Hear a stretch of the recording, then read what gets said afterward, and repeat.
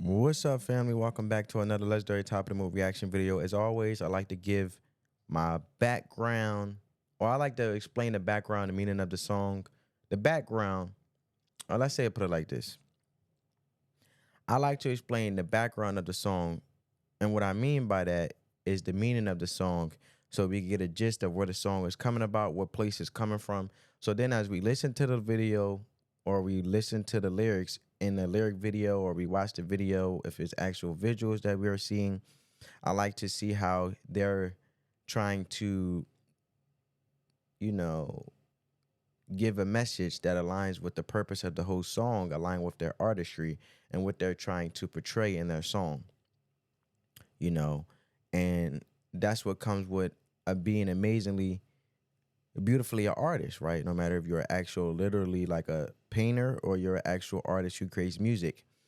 Us as the listener has to discover what is the message they're trying to, say, what is the message we get from it.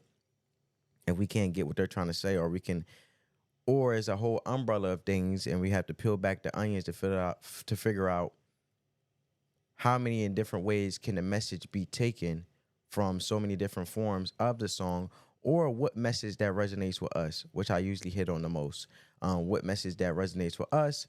And in my opinion, since this is pre-recorded and this is my take on it, um, I like to discuss how the message resonates with me, and then in turn, I like to ask you guys in the comments below so we can have a creative, productive, positive conversation about the song. And then once we extract the value from that song, having so many of our collective minds come together so we have amazing perspectives, we can then use that message that we got from the song that resonates with us, and then that value that we taken from that message and apply it to our lives, continue to be great individuals and positive individuals through our society, through our communities, through our loved ones, families, and just being a good individual within ourselves. So we have Taylor Swift, the Tortured Poets Department official lyric video. I'm going to go into the little meaning behind the song, the background scenery, where we're coming from with the song. So Taylor Swift's song, The Tortured Poets Department, is about being in a relationship that is doomed and full of heartbreak and emotional turmoil. Swift has said that the song is about being valued by someone at first, then having them break or devalue you. I feel like we all can be there at one point, no matter if we're in a relationship, as a boyfriend, girlfriend, or it doesn't matter the relationship. The point is, we get the concept in regards of someone once appreciated us before, and then they got used to us, and they got spoiled by being in our presence. And then, that cliche line when they say, "Oh, you don't appreciate it till it's gone." Well, when you had it, you treated it like crap, because once you got that very thing that you wanted, you got very spoiled, and felt as though it would never go away. And there's always a such thing as overdoing something, right? Or overstepping boundaries, or being very complacent in regards of having something that you worked hard for, that you value, and then you got so egotistic about it, or you got like, oh, this not going nowhere, this in the palm of my hands, nothing can happen.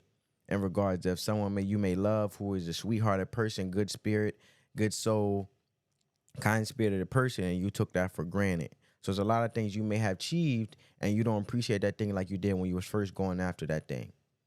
No matter if you're working towards a relationship, or you are pursuing a woman and you wanted her to be your potential girlfriend. Y'all started off as friends, or whatever the case may be. She also compares her past lovers to male Barbies. That's interesting. Her past lovers to male Barbies. So basically, like, can we say, family, having a discussion amongst each other, can we take that as male Barbies as in prideful men or prideful males that are very full of themselves and they don't see nothing wrong, and they seem to be very perfect and feel like they don't have no flaws, so they can feel like they have everything figured out? Let's continue. She said, quote unquote, "I felt more when we played pretend than with all the kins." Swift has also said that the song is about the price of fame and the criticism and mockery that comes from being in the spotlight.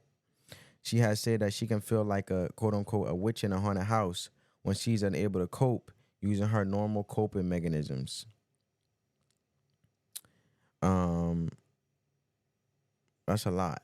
So you got emotional turbulence, you got heartbreak, You got managing and having self. You have managing your emotions, sitting with yourself to understand your emotions, and then how to go about those emotions, not such an emotional way, but in a logical way. So then you continue to grow and push forward and feel through those emotions, so they benefit you in a positive way, and you not be your own demise, where you don't drain yourself, putting yourself down, or destroying yourself and destroying others around you based on those um emotional turmoils that you may have that you're trying to cope with or perceive in a perspective that can then help you grow and work through those emotions. And that takes work, right? That's a lifestyle, because we can easily be um, perturbed, or I should say, stirred in a way in which something may happen, and our emotions continue to kick in. You know, if you're in fight and flight mode, or if you're in survival mode, or whatever the case may be, or you feel like you're in thriving mode, and it comes with a lot of self-checking inventory and a lot of looking at yourself in the mirror. Literally, sometimes you may have to do it physically, but literally from a mental standpoint, looking at yourself in the mirror, and then physically maybe really looking at yourself in the mirror and looking at yourself, like, and really thinking to get your mind going. However, you can train your mind to think that way. But I'm not gonna do no more talking.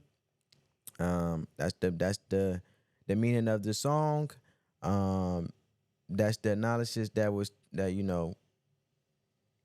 were perceived from the song, and her attention on her making it, her intention on how she made the song and how she wanted to go about it.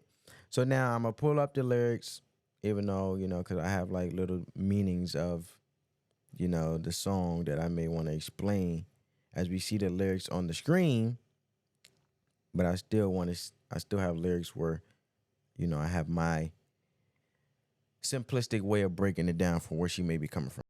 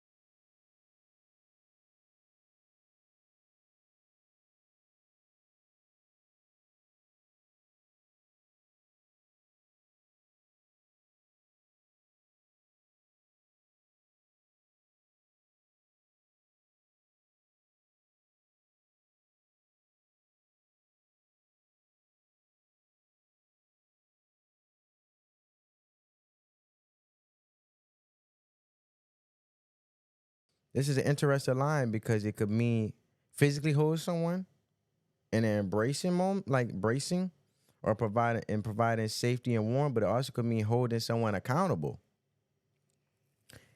And then she said, I laughed in your face, and you're not Dylan Thomas, and I'm not Patty Smith. This ain't the Chelsea Hotel. We're modern idiots. The Chelsea Hotel, or the Hotel Chelsea, is a luxury hotel, 12-story hotel in Manhattan, New York, of course, which through its history and renowned occupants has gained its lore. Both Dylan Thomas and Patti Smith were frequents of the hotel. Dylan Thomas, a renowned Welsh poet known for poems like, quote unquote, Do Not Go Gentle into That Good Night, entered a coma during his stay at the building. 12 years after his death, Patti Smith, quote unquote, punk poet Latourette, who will reside at the same hotel. Taylor is being self depreciating and saying that she and her lover are not Dylan Thomas or Patti Smith. They are not the greatest modern poets of all the time. That romance, unlike the Chelsea Hotel, is not legendary. Through this verse, Taylor refines her relationship as childish. No more than two individuals being modern idiots, quote unquote. Furthermore, the phrasing could be a callback to her song White Horse from her 2008 album, Fearless, where she sings, quote unquote, I'm not a princess. This isn't a fairy tale. This ain't a fairy tale. I'm the one you'll sweep off. I'm the one you'll sweep off her feet, lead her up the stairwell. This ain't Hollywood. This is small town. Interesting. How you guys feel about that? Do you feel like I feel like Taylor tends to have lyrics that she tends to humble herself by using her humor, and it can be I feel like she resonates with a lot of us because she shows imperfect love, right? A lot of times in music videos or love and romance music from artists, they tend to glorify it but never sell the good and the bad. And I feel like she does both in a way.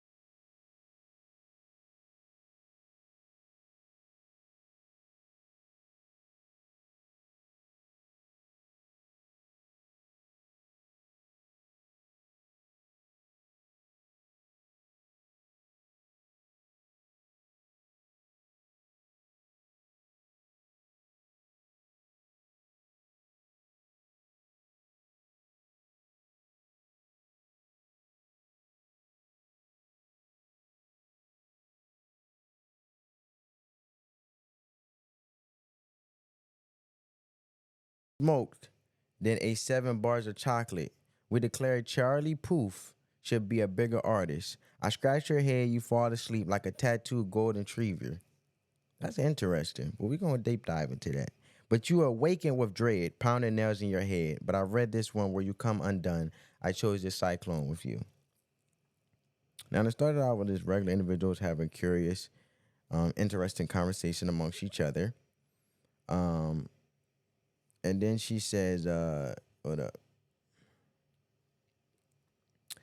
Maddie Healy is known for smoking. The 1975 has a song called Chocolate, quote unquote.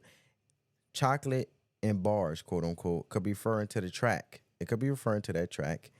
Also, Chocolate by the 1975 is about trees, basically, from a smoking perspective. Saying he's smoking and eating bars probably means they're infused. Could be, possibility. That could be the possibility. Charlie Puth is an American pop artist behind such classics like, quote unquote, Marvin Gaye, his duet with Megan Trainor, quote unquote, We Don't Talk Anymore, his duet with Selena Gomez, quote unquote, Light Switch, and Attention. Puth's biggest hit is See You Again and his 2015 collab with Wiz Khalifa. I love that song. Well, that song was very impactful, especially when it played on Fast and Furious, which went number one in 2015 for 12 non-consecutive weeks. Interesting. And then Maddie Healy, the rumored individual of this song, has many tattoos. And then she goes into She goes into, but you awaken with dread, pounding nails in your head. Maddie has spoken about his struggles with nightmares before.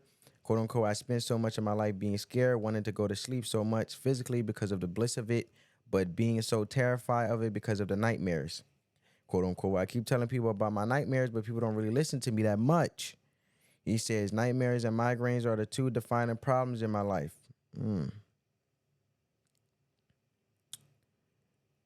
And then she said, "But I read this one where you come undone." Another likely reference to the 1975's Maddie Healy, who was embroiled in controversy online during his brief relationship with Swift. "Quote unquote, read this one" could be referring to a news article criticizing him. And then she says, "I choose just like cyclone with you." Cyclone, quote unquote, is another word for tornadoes, hurricanes, or another type of violent spinning storms. This lyric may refer to the meteor storm, a situation in which a particular issue or event become the focus of widespread and often negative media coverage that followed Taylor's reported relationship with the 1975 singer Maddie Healy in May 20.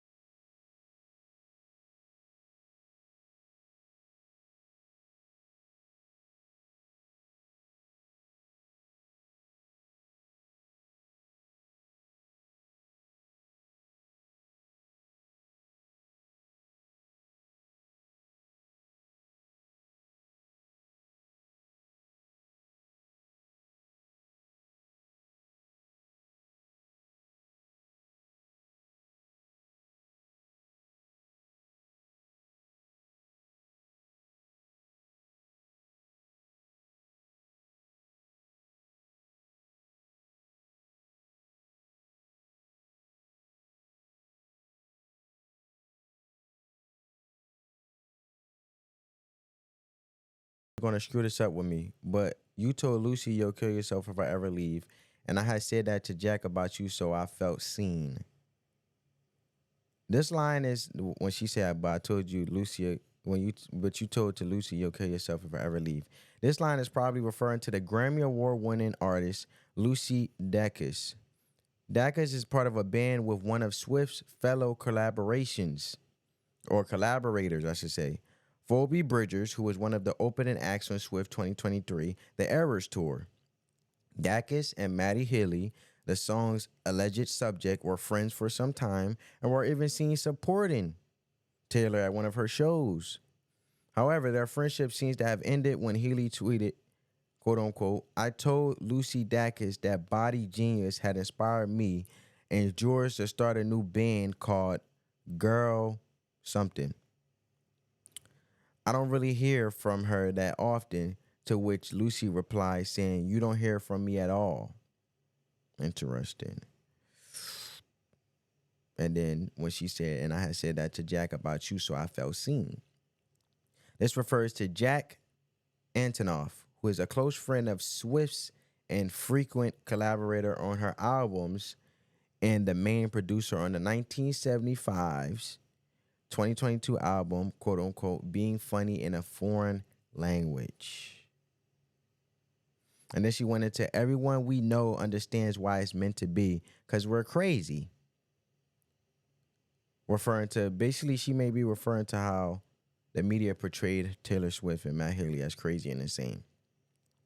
So tell me who else is gonna know me? At dinner, you take my ring off my middle finger and put it on me. You put it no, you take my ring off my middle finger and put it on one people, but wedding rings on, and that's the closest I came to my heart exploding. He put a ring on her finger to imply that they were engaged slash married, or to joke about it, but it wasn't a joke for her. Her heart nearly exploded from joy at the thought of him wanting to marry her. For a second, she became enthusiastic that they'll finally take the next step. Though, if this lyric is about Maddie Healy, the rumored muse of this song, it still coincides with the idea that Swift wants to be engaged and her heart exploded as her ex would never head towards that direction. The moment is seemingly referenced on the album cover and its variants as it depicts Swift wearing two rings, one on her middle finger and one on her index finger, the opposite finger to the ring finger, possibly as a symbol of her breakup. And there's a lot of times where someone wastes the time of another person who really wants to be in a marriage, who really wants to work towards that. See, you both have to be intentional. One can be intentional in a relationship and the other is not, because it leads to confusion, chaos, and a waste of time. So I totally agree with that.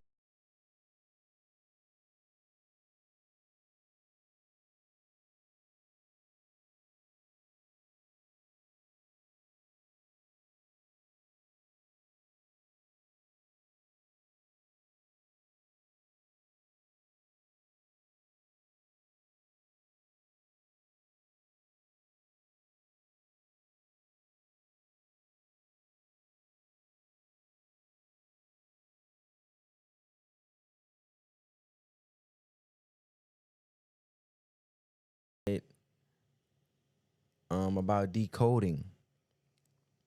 See, a lot of people want, this reminds me of this, right? This is just resonating with me. When someone think there's better out there, right? And you decoded this person to spend X amount of time with each other and they wanted something new. Because some people get tired or get bored with something they have and then they always want that new thing. They're chasing that new thing, no matter if it's that new iPhone, that new person, right? It's the chase. And they lose themselves but gain the world, and they lose relationships and probably up on things that was actually for their best interest, that were good for them. So when she said, who's gonna know you like me, it brings up the curious conversation of, would someone be with someone that actually know them for their best interest, or they'll be with someone who knows them to a certain extent where they don't want to be fully known, so they continue to do the things that may not be in the best interest for them, but maybe the things that they impulsively want to keep going towards because that's what they love and like the feeling of going towards, which may not be their best interest. Because you got some people that may really know you for your best interest, and you got some people that want to know you so y'all both can continue to do the things that y'all like, but it may be not necessarily for you when it comes to building and going where you need to be and being intentional. You get what I'm saying, family? So comment down below. Is it important for a person to actually know you to have your best interests, you believe? Or is it a person that you feel like should know you to a certain extent, but don't know you to have your best interests, but only when it comes to being on the same page to liking what y'all want to do, but it may not be, but it's not intentional?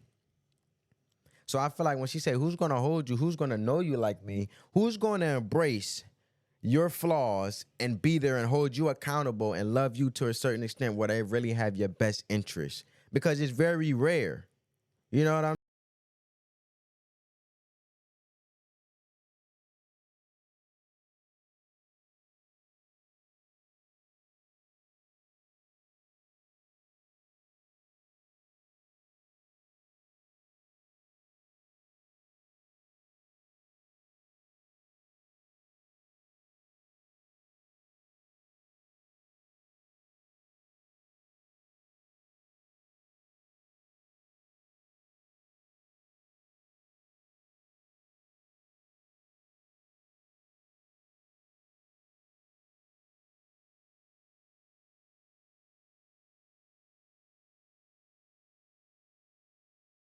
you guys enjoyed my breakdown analysis and also the message that I got from the song, let alone what I felt was important that resonated me to have a valuable conversation with each other to continue to push each other in the right direction, continue to grow and evolve, and be best individuals, positive individuals, and continue to want better, do better, but be better. Let the love supersede the hate. Comment down below any legendary top of the movie reaction songs you guys would love me to react to and break down and have an amazing conversation with you guys, family. And like I always say, let the love supersede the hate, if I didn't say that already. Give this video a big thumbs up, please. Only take a couple seconds to help crush that YouTube algorithm. And on that note, family, like I always say, until next time, peace. Oh, let me give a round of applause, man. Shout out to Taylor Swift on her success. Blessing to her, man. She's such a blessing to the world and so talented, so skillful. Words can't explain, man. You know, words can't explain.